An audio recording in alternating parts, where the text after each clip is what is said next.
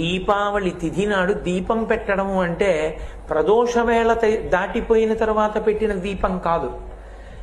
ఇంకా ఒక జాము తెల్లవారడానికి ఉంది అనగా, అంటే తెల్లవారుజామున 4-4:30 మధ్యలో లేచి మీరు అలా దీపం పెడితే మీరు ఆ ప్రమిదలో పోసినటువంటి నూనె యందు లక్ష్మీదేవి ప్రవేశిస్తుంది.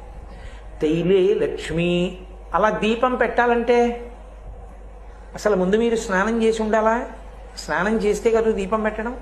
స్నానం చెయ్యకుండా ఏ పని చేయడాన్ని శాస్త్రం అంగీకరించదు. కాబట్టి జలే గంగా. నేనేం చెప్పాను మీతో? అలక్ష్మీ పరిహారము అని చెప్పాను. అలక్ష్మి పోతుంది, దుఃఖ కారణం పోతుందని చెప్పాను. దీపం పెట్టిన కారణం చేత అలక్ష్మి తొలగుతుంది. పాపము దేని వలన పోతుంది? గంగా స్నానం చేత పోతుంది.